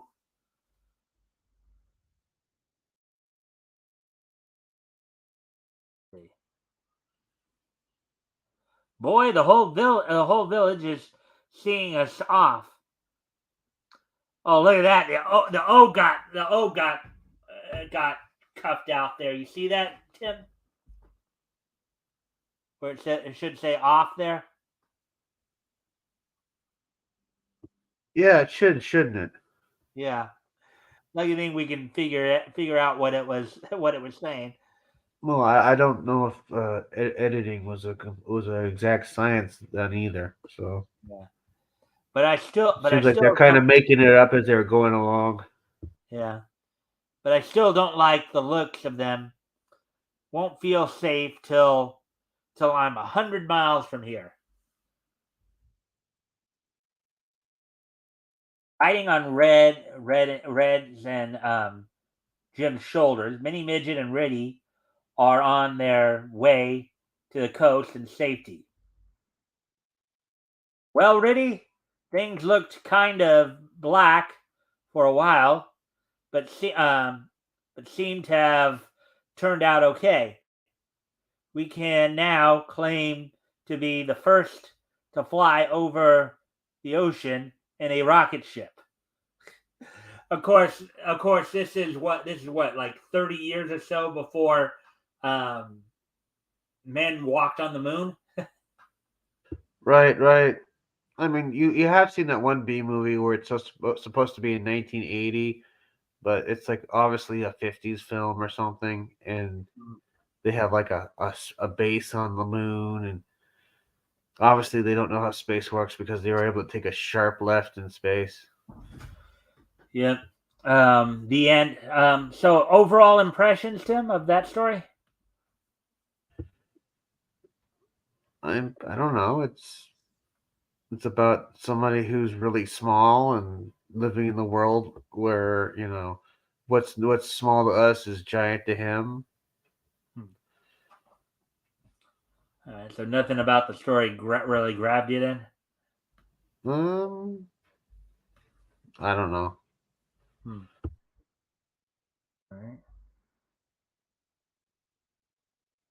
So in contrast, we just read Mini Midget now. So the final story we're going to look at Oh, tonight. the name was kind of ridiculous. Oh, Mini Midget. Yeah, mini midget, kind of like Doctor Evil naming the character Mini Me. Yeah. And here's the final story we're going to look at: Mighty Man and the Haunted House. Note: a mighty man, a huge 12-foot giant. So we go from a mini midget to a 12-foot giant. Interesting, huh? Hey, Tim? Yeah, yeah, pretty interesting. Who was found in a hidden valley in the southwest, is staging a war on crime and doing a good job, too. As our story opened, we find the mighty man and his best friends, Sonny going, and his best friend Sonny going on a mysterious mission. Story and pictures by Martin Filhocho.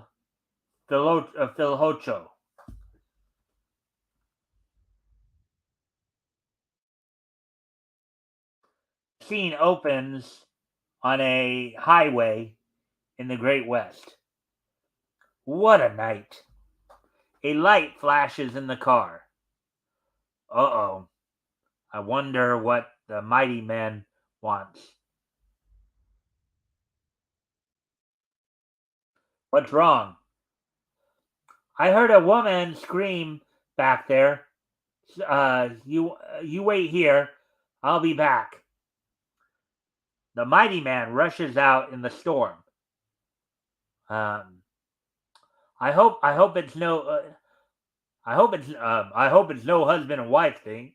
Wife squabble.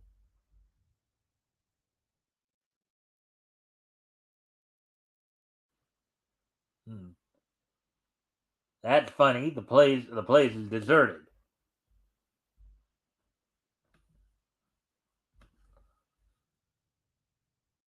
The mighty man enters the large house. Hey, anyone here? Eek! Don't be frightened. I'm your friend.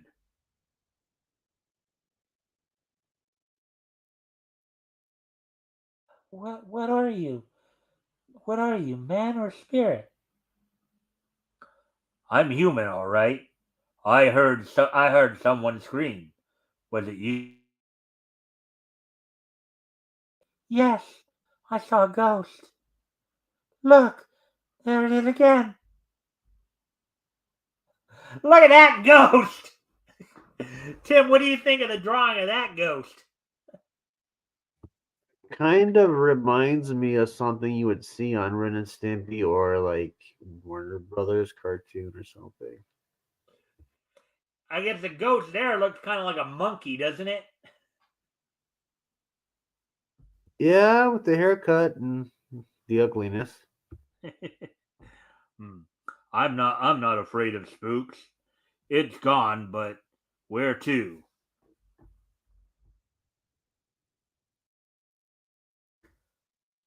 Where do you suppose it went to? My gosh, now the girl's gone. The girl disappears. I just turn my back for a moment or minute, yet she's gone.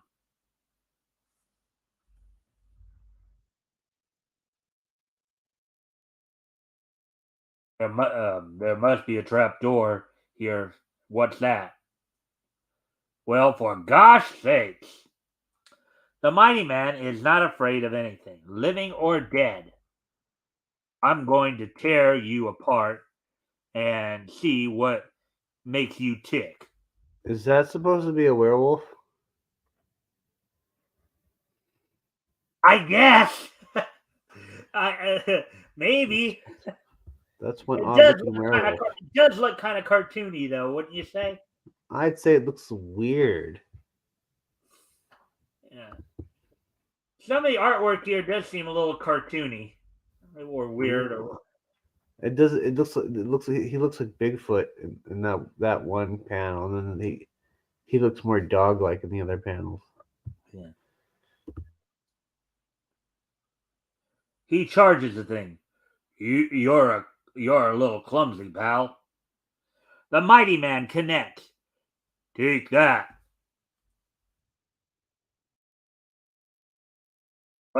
What's inside of you? A machine or a man? But just as the mighty man is about to find out the secret of the thing, he hears a scream. There's that lady again. Rushing into another room, the mighty man finds the young lady who had previously vanished. Where did you come from? I was here all the time. What do you mean? You were here all the time? All the time? This isn't the room you were in before. And tell me, what you are doing in this old mansion alone. You must be turned around. I never left this room. Furthermore, I'm not here alone. At least I didn't come alone. Wonder what's going on here with some of this double talk, huh? I don't know. Just a few minutes before you heard me scream, my husband and I drove into the lane. We saw a light in the house, and as we were lost, my husband got out of the car to get some information. I haven't seen him since. I was looking for him when I saw the ghost. I just knocked something. I just knocked something cold in the other room. Let's see what it is. I'm so scared. I can hardly move. But I can't stay here. The mighty man is amazed to find the thing gone. There's nothing here. Are you sure you weren't dreaming? No, I wasn't dreaming. Look, what's this? I hear a noise outside. Someone is trying to start my car. They rush out into the open. There's one thing. There's no one here, and hasn't been for some time. But I'm positive. Wow, you got kind of a ghost story going here, don't you, there, Tim? Yep. Deserted house in a deserted area on a stormy night. Classic horror. In a way, yeah. We're getting scared, or we're getting soaked. Let's get back into the house. I believe I found something. But another surprise greets the mighty man. He cannot find the clue. This looks like the room, but yet it doesn't. Man, sounds like somebody's playing a trick on them, huh?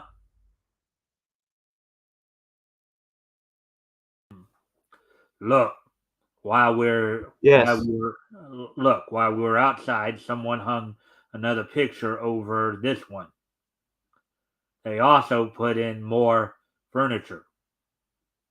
Lady, I don't know what your game is, but you don't hear a thing outside. You just wanted to get me out of this room. You lied to me.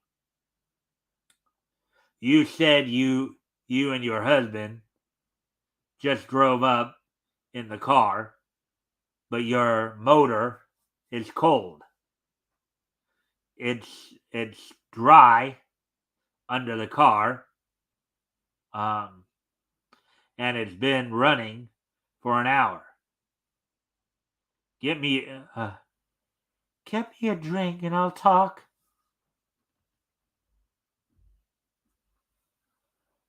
The mighty man is caught off guard.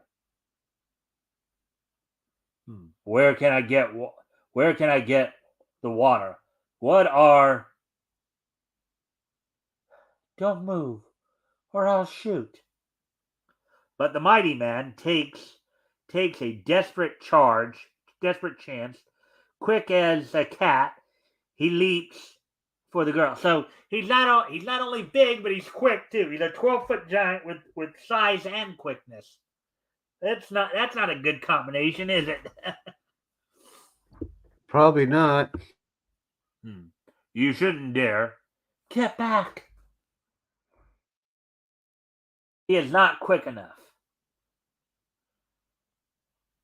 3 times the girl pulls the trigger in rapid succession.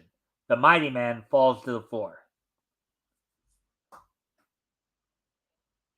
You didn't think I'd shoot you. Come out, boys. From behind hidden doors, strange-looking figures emerge. You notice the one guy right there? The guy on the right? You see his bottoms there? Remind you of something? Oh, you mean the fact that they're probably made out of like bear or something? Well, could it possibly be the lower half of that werewolf we saw earlier? You mean like this, like Scooby Doo, like a Scooby Doo kind of thing? Yeah. Um, Nice work, Mary. You handled them nicely. Whew. He had me scared, though. Who is this giant? And where did he come from? I don't know. He heard me scream while we were rehearsing the act for the G-Men. You boys did your best, but he wouldn't scare. When I sent that spook up through the floor, I thought he would leave, but instead he charged it. Oh boy, oh boy, some interesting twist going on here, huh? Yes. Lucky for me, he only hit the top of my baboon outfit. Baboon? So that wasn't even a werewolf? Oh boy. Didn't even look like a baboon, really. I don't know what it looked like. If he had hit 4 feet lower, I'd be dead right now. Say, this must be the big guy I read about the other day. He's staging a crusade against crime. We better scram. He may have friends. That means we'll have to give up on this hideout. Just when we have it working perfect. Yes, we'll remove the counterfeiting machine to some other spot and work from there. We done all right here, though. We made and passed over 200 grand. Ah, so they were doing a counterfeiting scheme at that house. No wonder they wanted to scare people away. Seems to be a kind of a trope, but with a Scooby Doo kind of thing going on. Mm-hmm. I mean, it seems to be the same kind of 40s trope as they're fighting mobsters, and they just might be money laundering, or that seems to be. Yeah. What am I wrong for saying that? No. I mean, it does seem it does seem to be a bit of a that is one of the more common story elements they talk about here. Come on, gangster. Let's go before it's too late. You like give me a hand with the queer? Unknown to the three counter. Now, I think in this sense, she means weird guy or strange guy, not like we would mean it today, obviously. Unknown to the three counterfeiters, the mighty man was playing possum. He was taking in every word.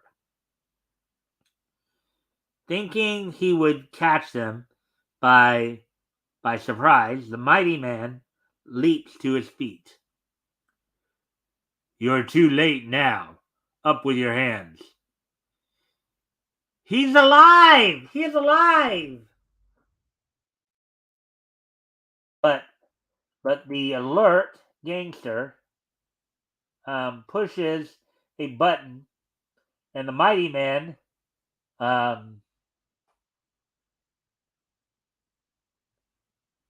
The mighty man was standing on a trap door. It takes more than bullets to kill me. His huge shoulders keep him from falling through. Talk about having an advantage of being a 12-foot giant, huh? Yep.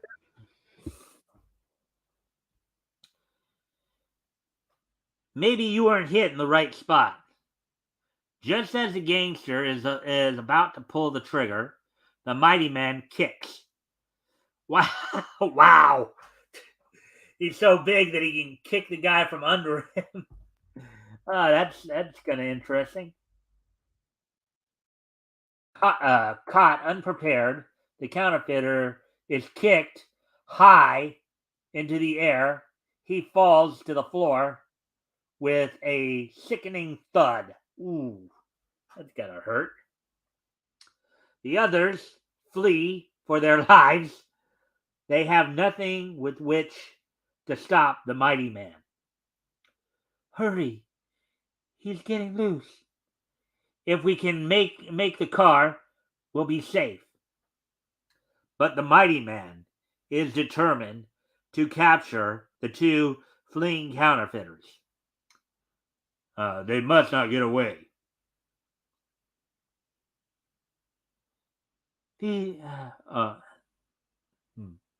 These heavy pants are slowing me up. Okay, there's a bit of a issue. There's a bit of a art, I guess, a drawing issue right there. The tail to that. Okay, so it's, I think based on what we know, the guy is the one who's saying that. Yet you see where the tail's pointing. Can you tell where the tail's pointing, Tim?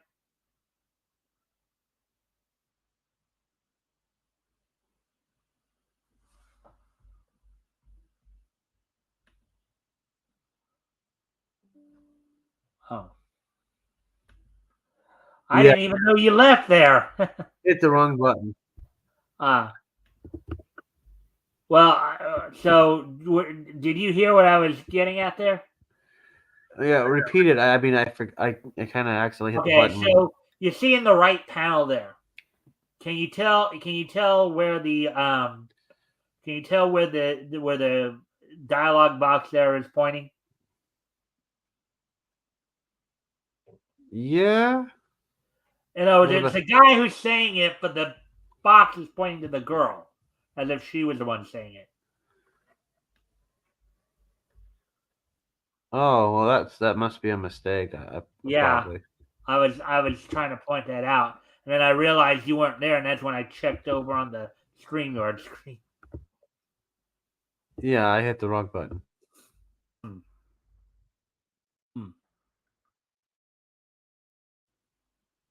Step on it. Step on it. Step on it, Ike. He's tearing the house down. The mighty man dashes after the automobile. He was going to try to overtake the fast-moving car. That is possible, considering how big he is. If he's got long enough strides, it is possible he could keep up with a car a lot longer than most people, right? Considering he's 12 feet tall and probably got a long enough stride. Right.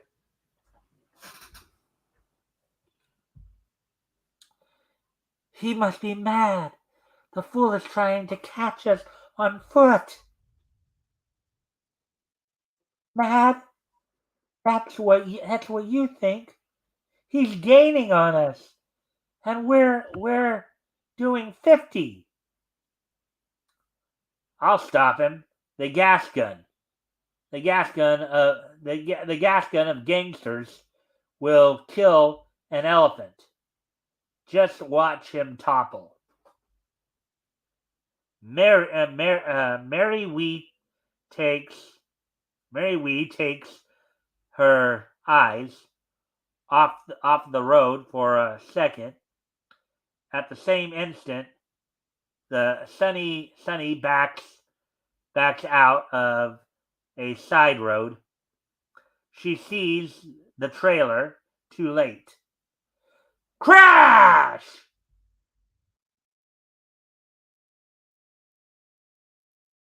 When you didn't when you didn't when you didn't show up,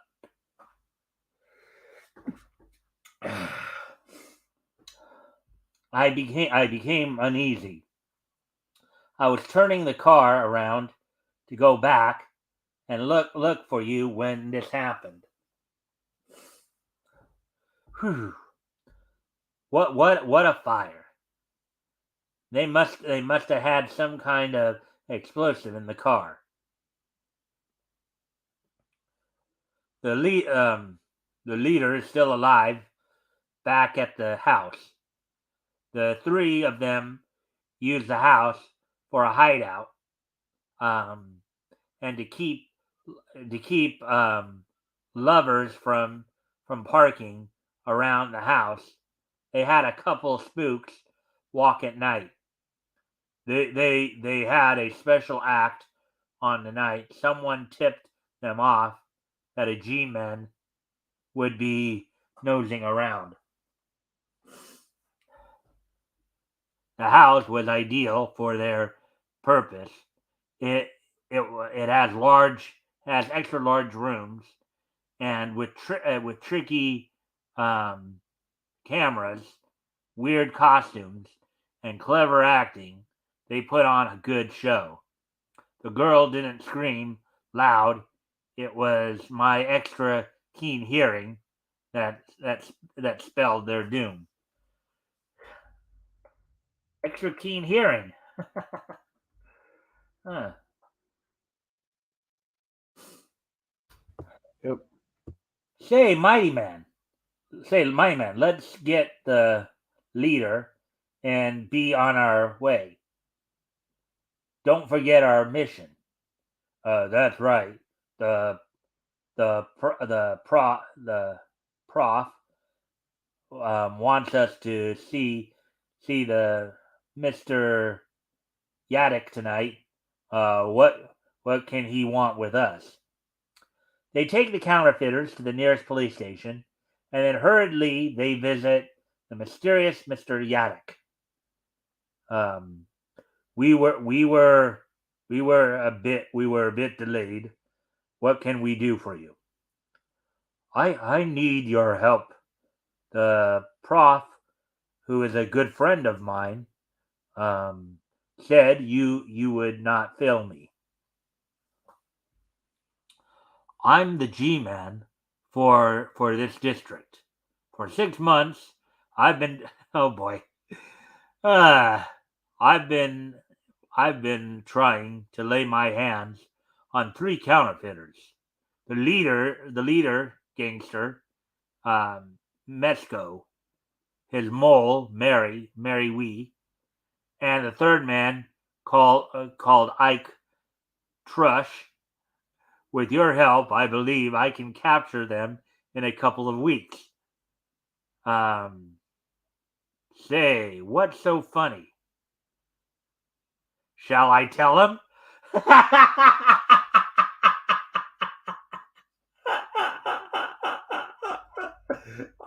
Talk about irony. Talk about irony. Yeah, irony.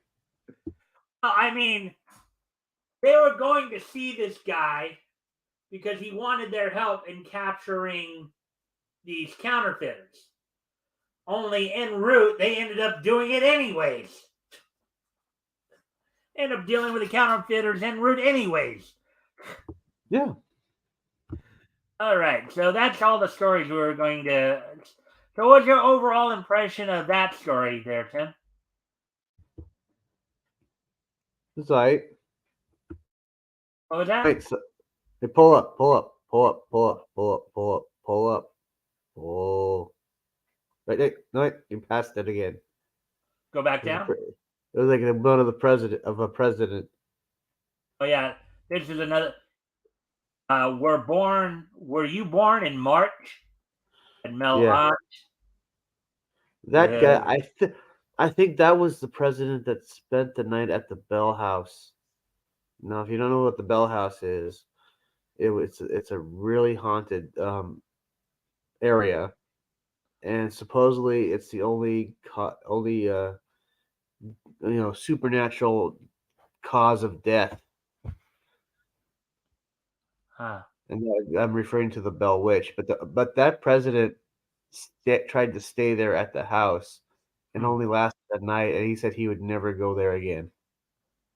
Well, this is Andrew Jackson, the 7th president. Well, wait, yeah, it might be. It might be. Yeah, that definitely, because I think it's in Tennessee. Yeah. All right. You gotta look it up. That history of the Bell House. That is weird. That same supernatural being came back and actually talked to the family and predicted the Civil War, both Wars, and Armageddon. All right. So, what was your overall impression of that last story?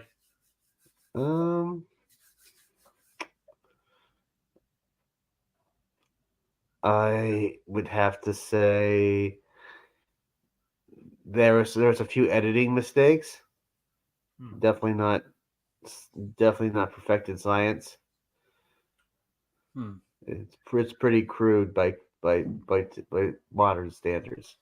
The writing, the art, or both? Well, I mean, a lot of these characters, you can tell why they didn't stand the test of time, and they're not around today. All right. Their stories are a little too simple. Well, Centaur as a company, I think, closed down by 42. Yeah. They started in 36. A lot of these companies didn't stick around for the long haul, so obviously I don't think it was considered a viable business they didn't think would last forever. But yet, Marvel and DC survived this. They were starting around this time. I think it's because a lot of it they got through the 40s because they did a lot to promote the war effort. I mean, you would have Captain America. I mean, a lot of companies did. Fawcett did until they went bankrupt in '53. And couldn't quite get. Well, that probably is what buried them. You had Captain America selling war bonds, right? Then you had was it the Human Torch, Namor, and Captain America were like some kind of team, and they were fighting Nazis, weren't they? Yeah, well, that was the original Human Torch you're talking about, probably the android. Yeah. Not Johnny Storm. So yeah, that's pretty much what they had in the 40s. That's it. That's it. Yeah, it wasn't really until because part of that too was Stan Lee was actually in the war effort. Yeah. So he didn't really start creating a lot of his more iconic characters like Spider-Man and the Fantastic Four and all that. So later, wasn't he like a paratrooper or something? I don't remember what he was. Yeah, but he was. I have to look that up. Yeah. Let me see if I can find that. See, now that is interesting.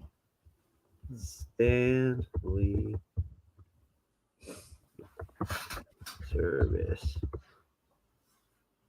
Stan Lee served in the U.S. Army Single Corps, enlisting after the attack on Pearl Harbor in 1941. Although he was infantry assigned to repair telegraph equipment, they reassigned him to the training film division. Now then I'm way off, but that is interesting. So I mean, early 40s, I don't think you're gonna have Stan Lee doing anything in comics. Right. Well, he didn't, because I do remember hearing he had been in the he had a lot like a lot of people in the entertainment industry, whether it be comics, Hollywood, even professional sports. A number of them served in the military around that time. So of the 5 stories. Of the 5 stories that we read tonight,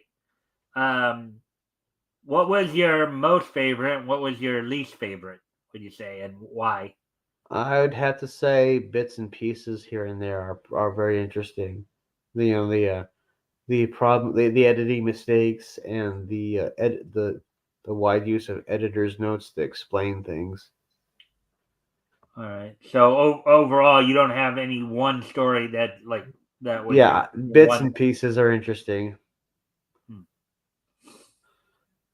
Okay. I mean, there's a reason why I can boil down the late 30s, early 40s to mobsters and scientists. That's it. That's all they fought. Yeah. You see the lack Well, of as you see the we, lack. as we go along a little bit here, that will slightly change because one Yeah, with the war effort, but yeah, also you will, depending upon the comics, of course, you will start seeing like we'll start seeing some, develop, start to have some rogues galleries having some like quote unquote supervillains, as it were, yeah.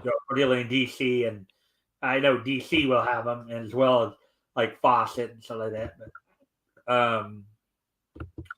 yeah, all right. Well, anyways, if you don't mind sticking around afterwards, we're gonna start to wrap up here. Of Yep. course, one of the things we're gonna do now is today being Friday, January the 5th, 2024. Let's take a look back at this day in Nietzsche history.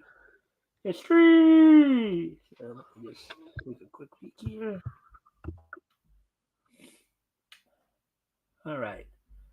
So first up, we're going to head back to the year 2000. As on this date in the year 2000, the 15th issue of Ghost from Dark Horse's Comics Greatest World imprint. I remember that character. I briefly remember that character. Yeah. Went on sale on this date back in 2000, 24 years ago today. The story was Part 4 of the Red Shadow story, written by Chris M. Warner, with art by Ryan Benjamin, lettering and coloring done by Wendy Fouts Broom. So 24 years ago today, the 15th issue of Ghost, Dark Horse's Comics Greatest World imprint, went on sale on this date.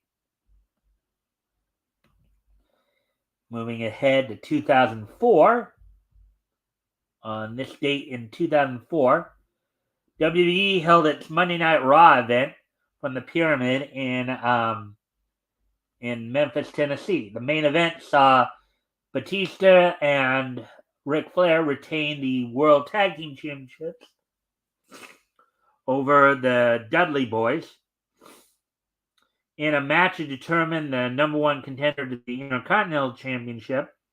In a no disqualification match, RVD defeated Mark Henry.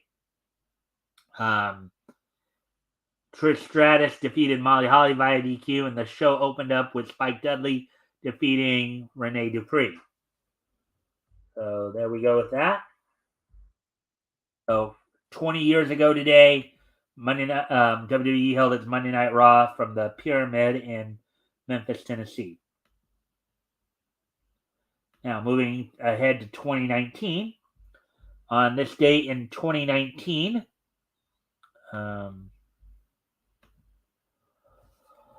Allspark Animations Transformers Rescue Bots Academy premiered on Discovery Family on this date back in 2019, 5 years ago today. 5 years ago today, back in 2019, Allspark Animations Transformers Rescue Bots Academy premiered on Discovery Family. And finally, 2019 is just so nice that we're going to hit it twice. As also on this date in 2019, the following anime premiered over in Japan. The second season of the Morose Monokian from Pyro Plus and Wiz from Gohens. So Wiz from Gohans and the morose Monokian from Pero, the second season of which premiered in Japan on this date 5 years ago, back in 2019. With that, I thank everybody for being here tonight. I hope everybody enjoyed the show. Tim, how did you like the show tonight? It was fine. No, we kind of got off to a late start here, but Yeah. But we still I think we still went through some good stuff there. With that, I thank everybody for being here. We will, of course, we'll be back here on Sunday, hopefully with some panelists to talk about this past week stuff in the world of Nietzsche. With that, I thank everybody for being here, and I'll see you all on Sunday. Bye.